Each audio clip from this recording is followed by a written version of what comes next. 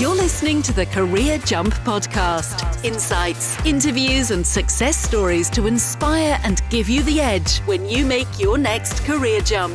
Hosted by your career concierge, Andrew MacAskill. Good evening, LinkedIn. Andrew MacAskill here from Executive Career Jump, tuning in for a very special live broadcast this evening. So if you are joining us live, a very, very warm welcome. We're delighted that you've come to join us. And equally, if you're watching on catch up, say hi in the comments. Let us know that you've caught up on the discussion. And by all means, have your say. All the speakers will be going back to take a look at the comments and to re-engage. So don't be shy if you're watching the catch up.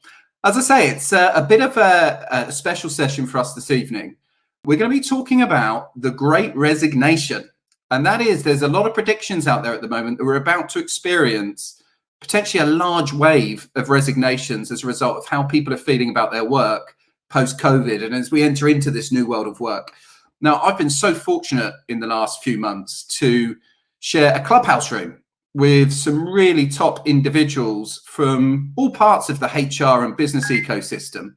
And the conversations we've been having have been great. So we decided we'd get together tonight to have our usual conversation, but do it live and share it via this platform as well. Now, if you've got any questions at any point, please don't be afraid to say hi, drop your questions into the comment stream and we'll come to them shortly. But without further ado, let me introduce who we've got joining us and get them to tell us a bit more about themselves. So first up on my list, joining the stream is Helen Joy. Good evening, Helen. How are you doing? Hello, Andrew. I'm good, thank you. Thank you for having me. It's very exciting to be able to see each other, isn't it?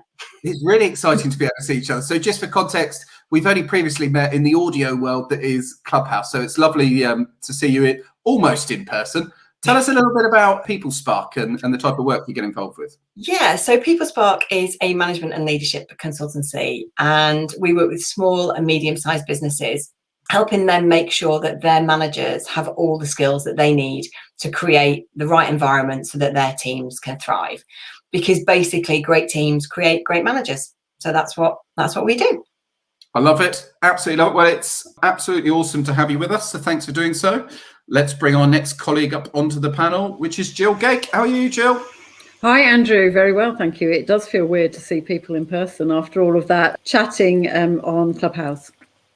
It does. So can you tell us a little bit more about what a business Sat Nav is and the type of work that you get involved with? Well, if you don't map your destination on your business journey, then you're going to find it very hard to work out the route. So I help you map that journey as a business coach.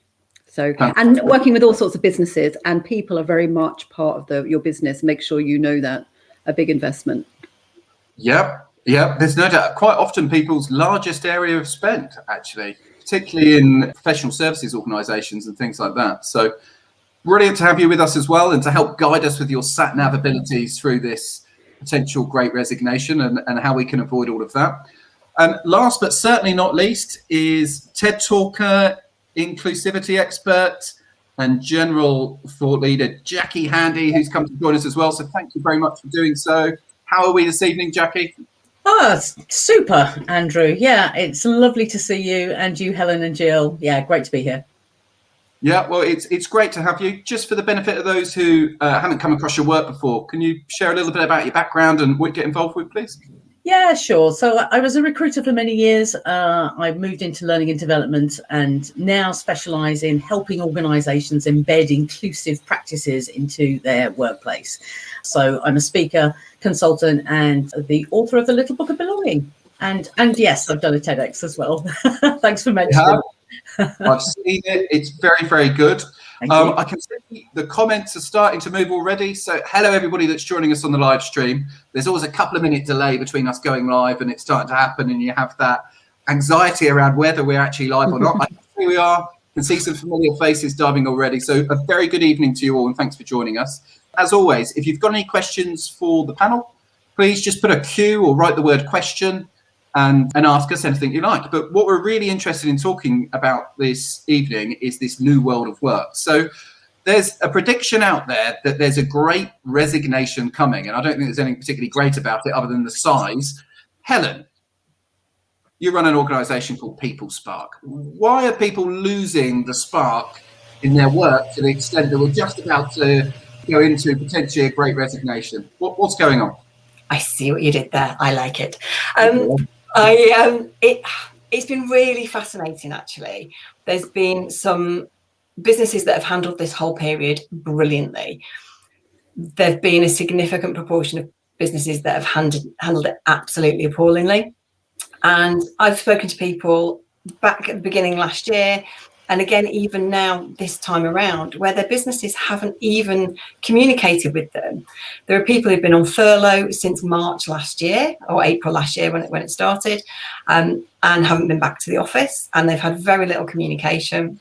And I think people are realising that there's a different and a better way, and they're getting ready to vote with their feet, and they're just not prepared to take that kind of treatment anymore. And until businesses start realizing that their people, I think you said this last week, Andrew, should be in their asset column, not in their costs column, I think it's just going to, the economy's starting to move again, recruitment's happening again, and people are voting with their feet. And that's what's going to happen. And I think just that time at home, reflecting in a way, we've never had that sort of space before. We've never had that sort of space before at all. So when you're in with businesses then, Gill, as their Sat Nav, trying to navigate through all of this, there's some tricky challenges ahead, aren't there? And how do you think this is all going to play out for organisations? What's your take on what we're seeing?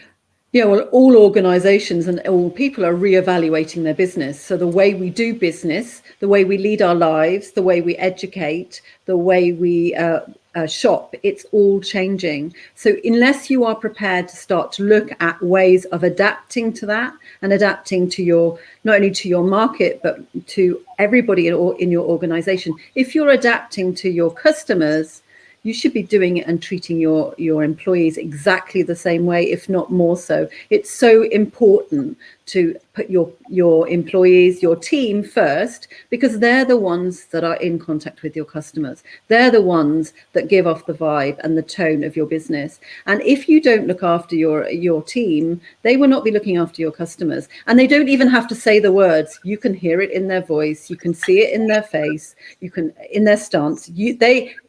People stood opposite will know whether they're engaged or not. So if you want to have engaged teams that are engaged with your customers, because your customers is where your revenue is coming from, then you need to look after your team properly and question what they want now, because it's changed. It really has. You're right about that energy as well. You know, the old adage about, look, you know, happy people deliver happy customers. I don't think anything true has ever been said. So fantastic point. Jackie, love to hear your take on what we're seeing here, and particularly, obviously, with your area of expertise in terms of inclusivity and diverse and inclusive environments. Why are people opting out? They obviously don't feel very included if they're choosing to opt out. So I'd love to hear what you're seeing and what you think is going on out there.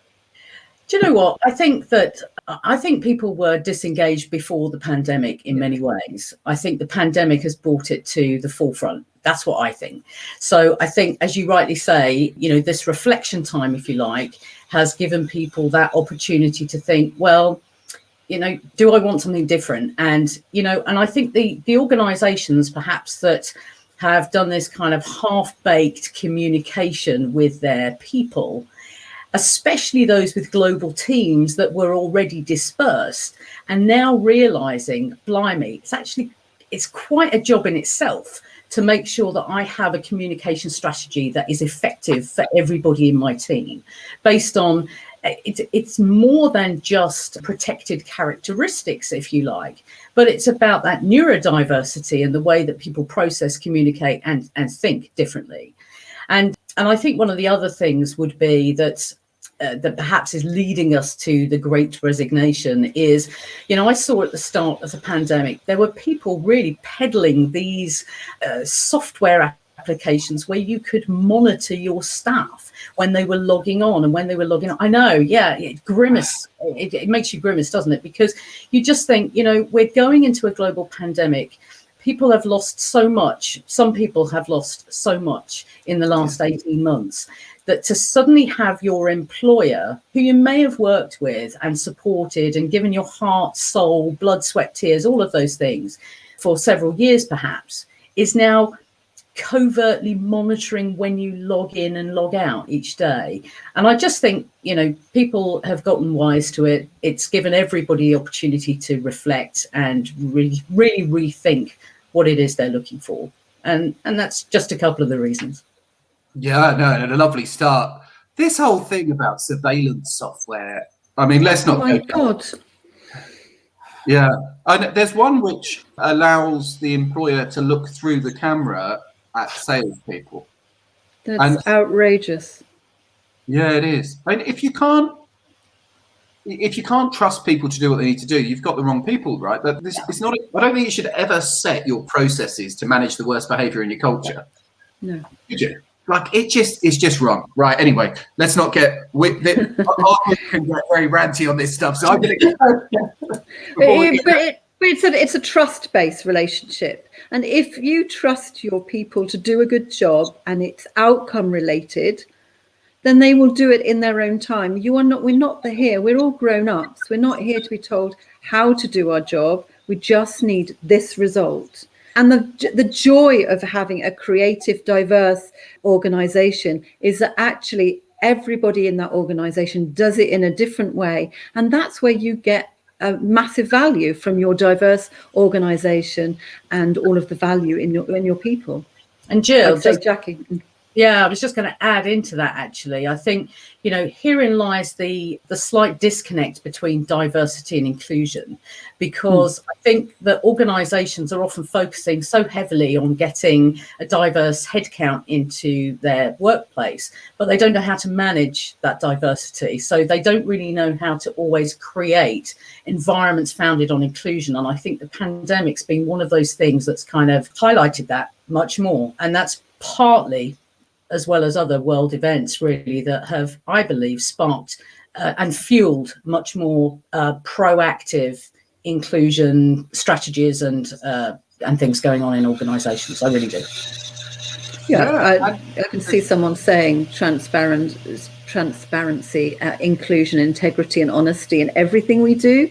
And yeah, it's back to you have a very good recruitment process. You employ the best people. Don't disempower them with your processes. Right. I mean, one of the things that, I just say this last thing, but one of the things that really got my goat, and it continues to get my goat, to be frank, is that, if for people living with disabilities, they are twice as likely to be unemployed than those without. And this is crazy, because I think there's so many organisations, whether knowingly or otherwise, are putting barriers in place to prevent people with disabilities thriving in their organisation, even joining it in the first place. And one of those things, of course, would be perhaps to do with remote working. And yet overnight, almost, the world changed to remote working, which just shows how possible it is when forced. And let's stop having to wait to these situations to have to force situations to change, but instead be proactive enough to lead the way, because that's when you'll really be recognised as a great employer. Oof. Amen to that. I think a lot of it, as we've discussed in previous conversations, comes down to incentives, actually. You get the behaviour you're incentivised, and at a disproportionate level, execs are incentivised on too short a term cycle. Yeah. So if you're on a quarterly EBIT target, then investing to make some of these changes for the benefit of the long-term growth doesn't happen, right? I'm going to engage with our audience very quickly, gang, if you could just bear with me, because we've got 118 people so far who are tuning in live. So really good turnout, and thanks for turning out for us. So hi, Steve Preston, good to see you. Roger's in here. Chris Harding, thanks for joining us.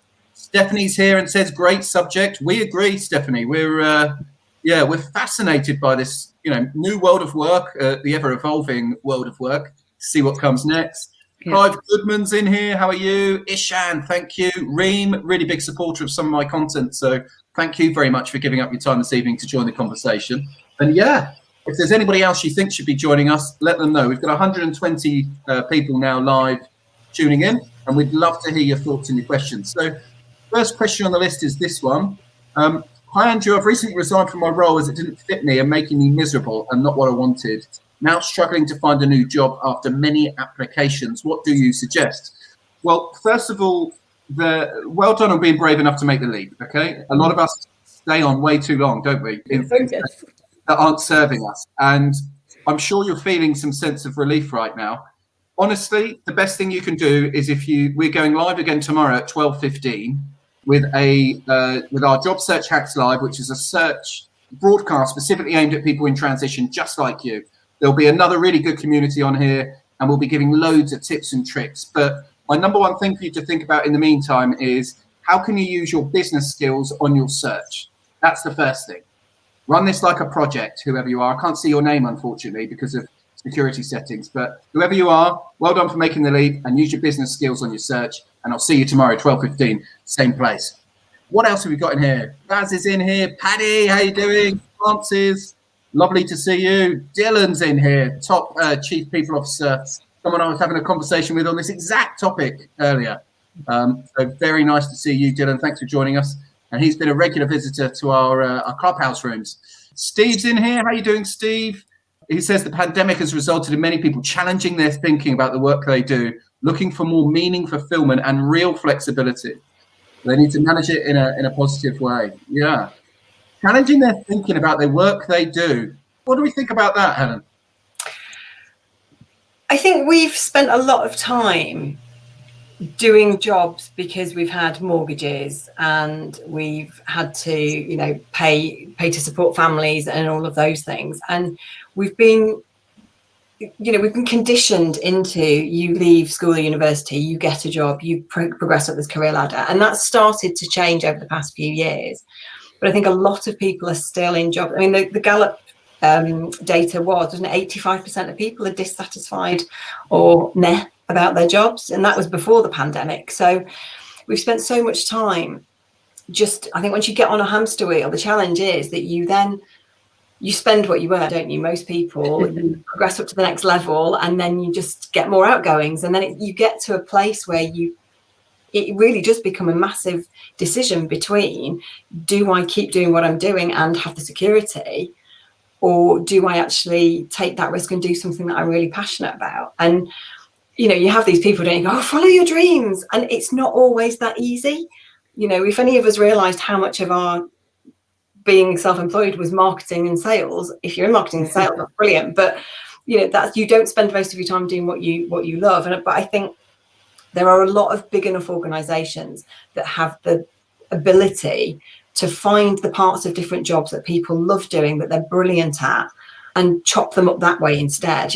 Look at the job descriptions and the way people do their work in your organization, and how can you do that differently? How can you give people the things that they're great at to focus on? And that starts to give it more meaning, I think. Really well said. And you're right. I think, on the spectrum of doing your dream job that you wanted to do when you were at school versus not really enjoying your existence and trading your time for money, there's a ground to be found there where you find meaning in something you didn't know you were going to find meaning in necessarily, but clicks with you. Is it the Ikigai, which has got the different circles, that Japanese? I love that. What people will pay for, what you're good at, what the world needs. It's that sweet spot, isn't it, that covers all those bases. Yeah. I was going to say something along the lines, is if work isn't giving you what you want, what you need out of life, but something outside of work does, then what's important is that your employer gives you time to do that. So if you can create, if they can't help in your employment, but they can help you to have that creativity or whatever it is, that dream life you have outside of work, then you are more engaged with them. You will stay with them longer. You feel appreciated, and because they respect every part of you. And I think that's really important, that you understand what the motivators are for your people, whether it's in work or out of work. Well, lovely point, because then the work becomes an enabler to that. Yeah. Which is a positive thing. Our friend Francis has put a lovely question up for us as well, which is hopefully your phone's still with us, Francis, so you get to hear it. If not, you can watch the recording later. But given the Great Resignation, I'd love to know what you think about healthy ways of offboarding and onboarding outgoing and incoming people. Really interesting topic. Does anyone have a view on what good onboarding looks like? You'll start them off, yeah. Well, maybe I'll start by saying that I think it starts before then, if I'm honest. So good onboarding is part of a sequence of events that begins with good interviewing, good advert writing, and all of those things really. So I think that onboarding in itself starts way before the person joins the organisation. That's what I would say, just as my 2 pence to start off. Yeah, that's a really good point. I've heard the expression pre-boarding, actually, would you believe? Speedy boarding. Yeah, exactly. For that exact reason. But it's all of those touch points. It's almost in the same way as you look at the customer experience on your website and all the different touch points that a website has with a customer. It's the same thing, right? Like somebody coming into your organization, all of those little touch points matter, don't they? And they compound. They do. They do. Any other? We've talked about this too, about the value that even if you don't get the job, if your experience is good with that company in the interview stage or pre-boarding, and they get kicked off the flight before it starts, at least if the experience is good, they will fly again with that organisation.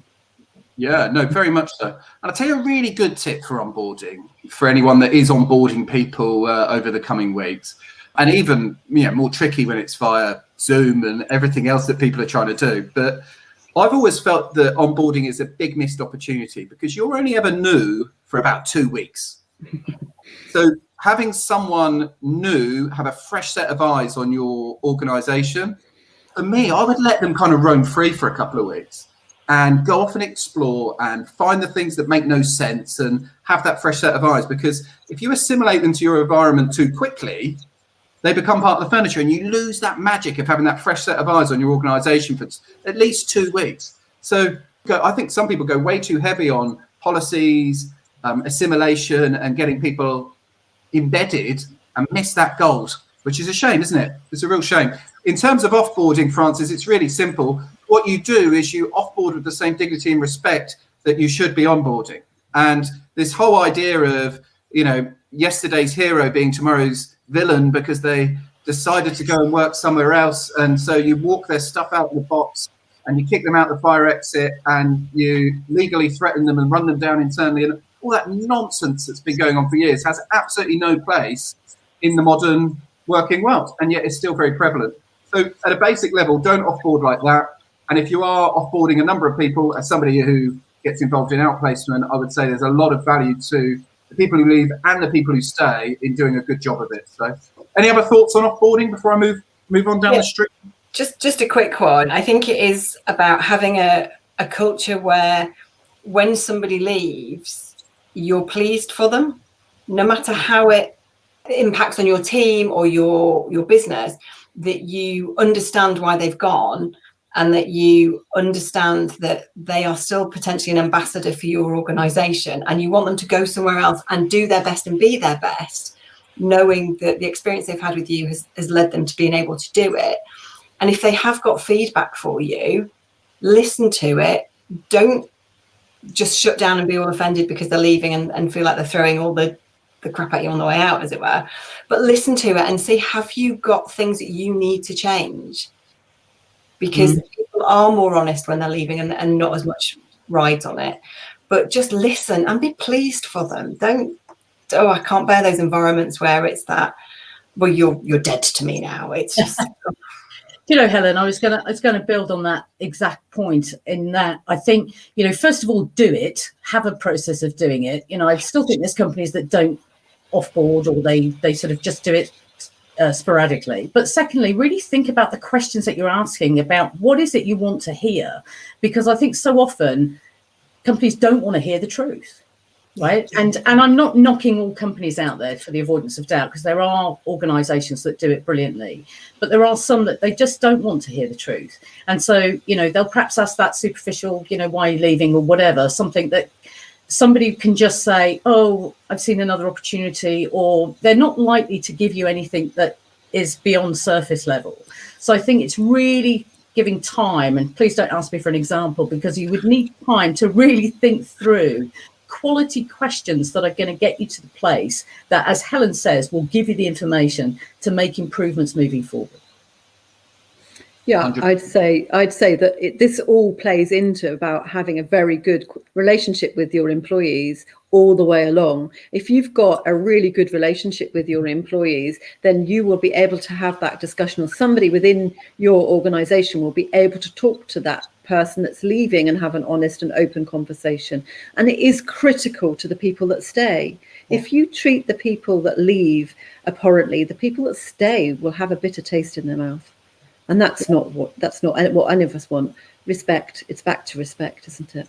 Yeah. And how often do we ask our people, the people that we do have in the organisation, why do you stay? And really mean that, and really want to know, again, below surface level, because, it's almost, it's too late, isn't it? If someone's on the way out the door, they're already sort of psychologically switched off and so forth. That's way too late. So, but if somebody's leaving because it's a career move, because the next step in their career is not available in their current organisation, so they need to go out to come back in, then encourage it, help them do that, and that's all part of your appraisal system. Your communication with that employee is actually seeing that the next step's not available, but you could go out, you could get that experience and come back in to get the role that you want. Absolutely right. So our friend Dylan, who's quite rightly saying that people are more discerning than ever, he says that it's our job as businesses to get people in, up and out. It's simple as that. And that's absolutely right. And that pragmatic approach of people are probably going to be, there's 2.6 years is the current average tenure in the UK for a job. Pragmatically saying, okay, we're going to get this person in a really productive way. We're going to get them up. We're going to make sure they're better when they leave us than they were when we joined, and that we're going to get them out in a way that ensures they're an advocate, that we celebrate what they've done, that they might be a boomerang or interact with us in another way in the ecosystem in the future, and then that's absolutely fine. So in, up and out, I love that, Dylan. That's absolutely the way to go. And as Nathaniel says, employees are customers as well. It's absolutely the right mindset, I think, to have. Sorry, LinkedIn user, I don't know your name. Again, it's something to do with the settings, but I like what you're saying there in terms of the happy customers. And Chris is really agreeing with Gill in terms of that upside down pyramid. Always go to the people that are closest to the customer. Great to see people interacting in the comments. If you're just joining us, a really warm welcome.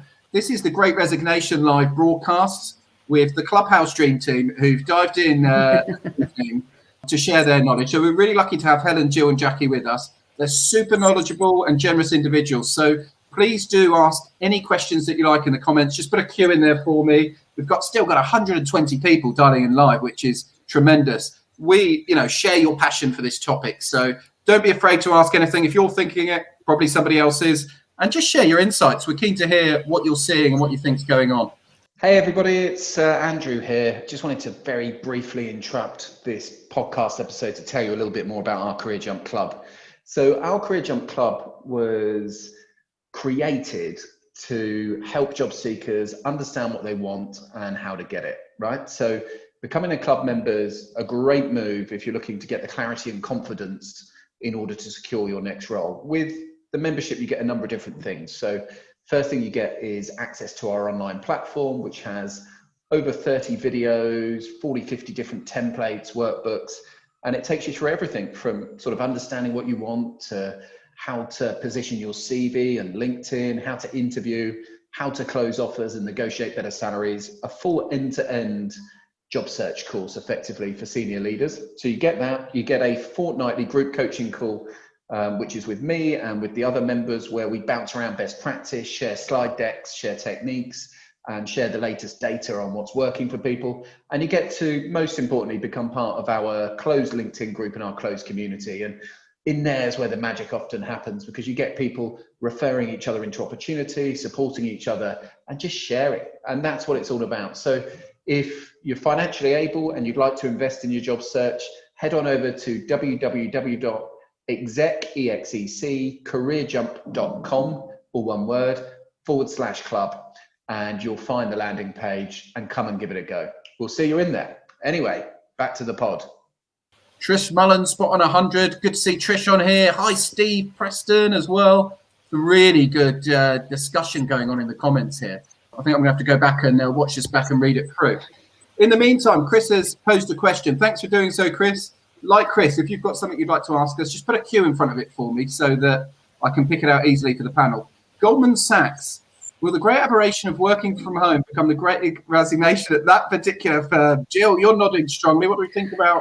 Well, yeah, it's I have to be careful what I say here. When you have a generation of top executives that have a very old style way of working, but they have a young employee, a younger team, then they need to adjust to that team. And if people could do their jobs in this pandemic from home, why couldn't they do it now?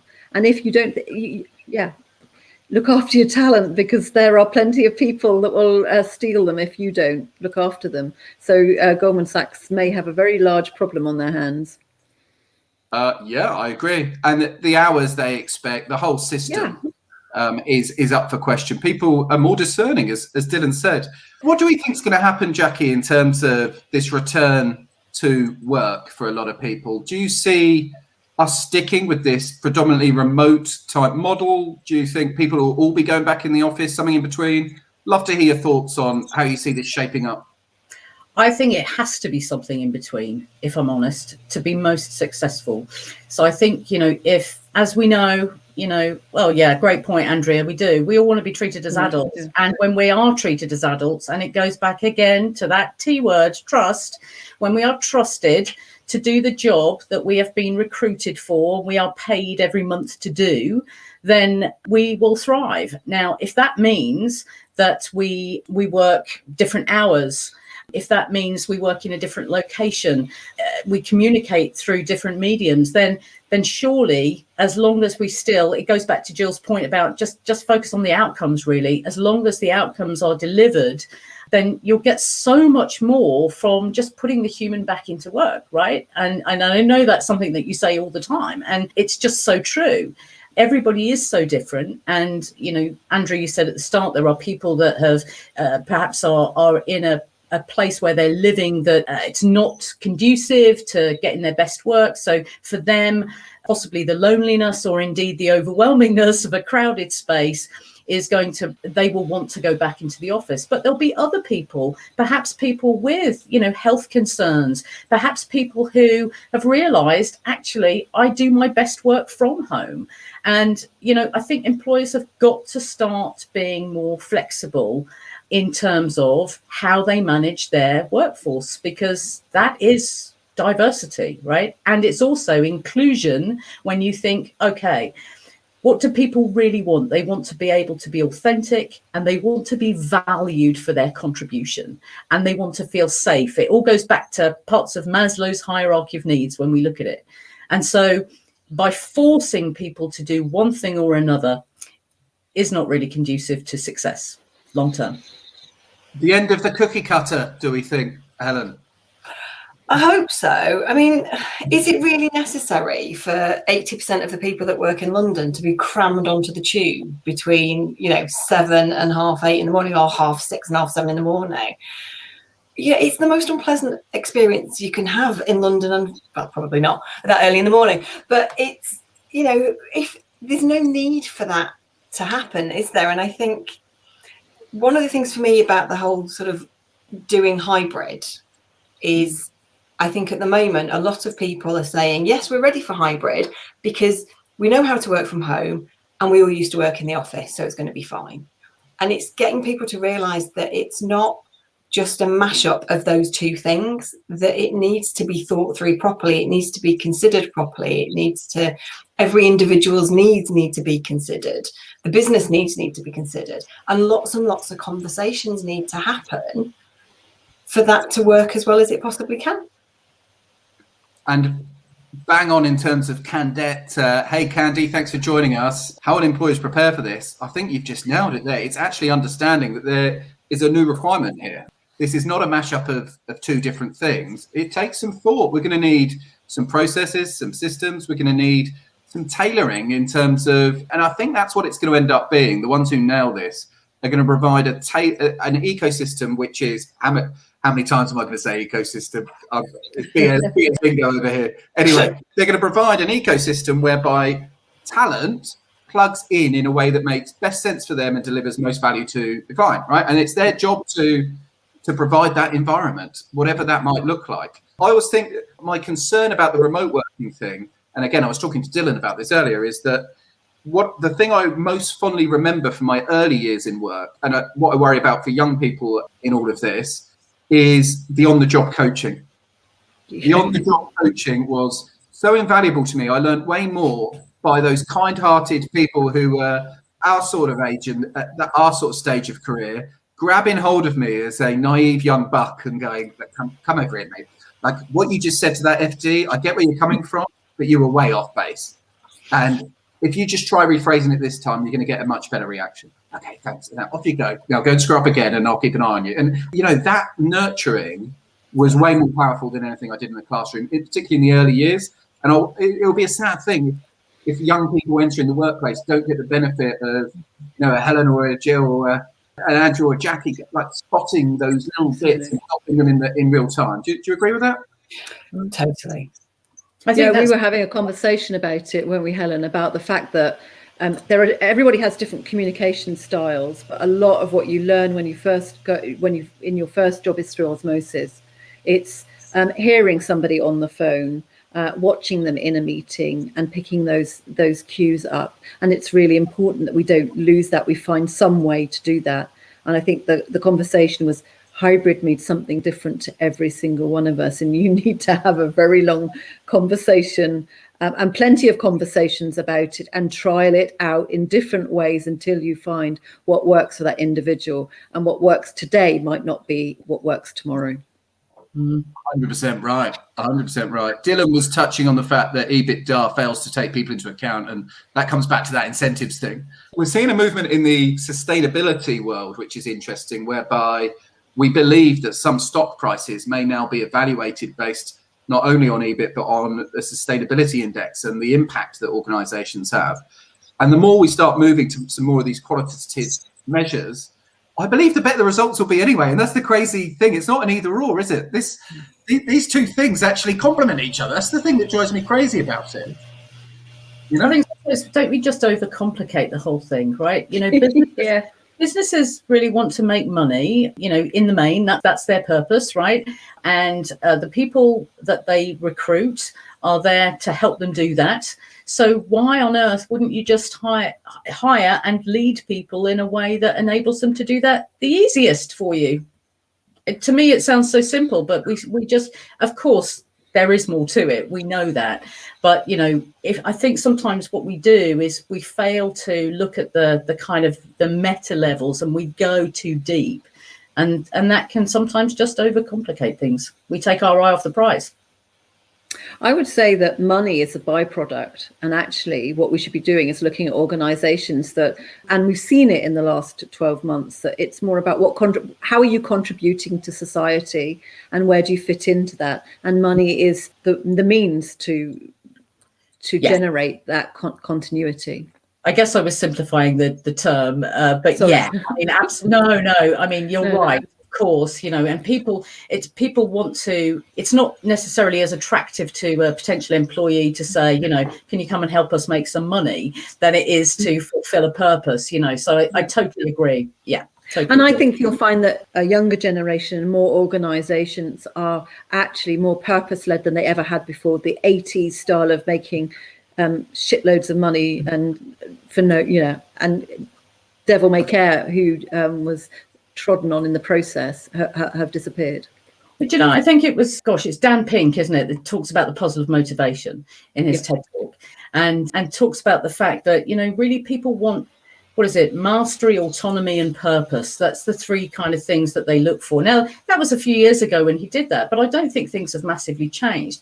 But as you say, to your point, Gill, it's the style of leadership that's got to change, isn't it? You know, to the experiments that he did as part of his research, when there was a reward offered, actually people performed worse than when there was no reward other than just that mastery and having that autonomy. And I think, you know, some of the older messages are kind of coming back round as to actually they were right, or certainly on the right track.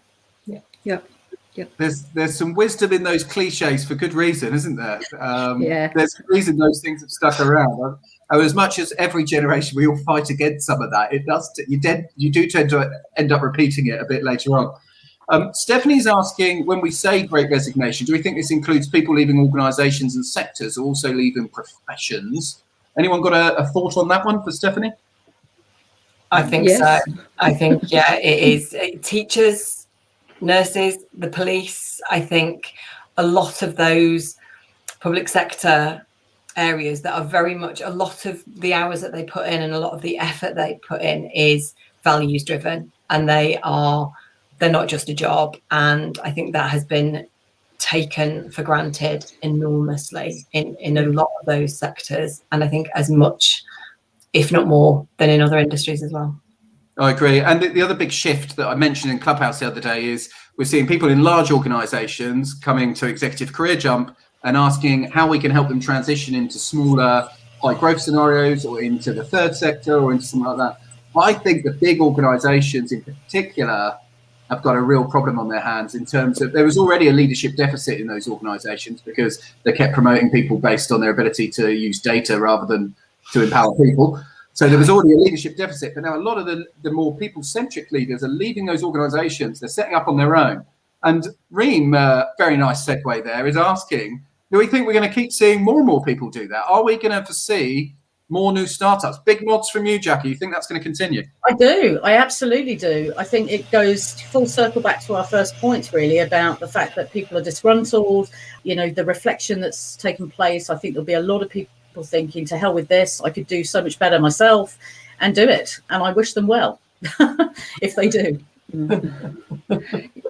Yeah, I think it's a cycle. It's a cycle, yeah. Well, and it does get glamorized. There's pros and cons, right? As we all know. But if you can't find the work you want, go create it. I think that's the general feeling at the moment. Right, question. What's our thoughts on public sector recruitment, which is so in the dark ages, it's pitiful? Helen. Yes, I could not agree more.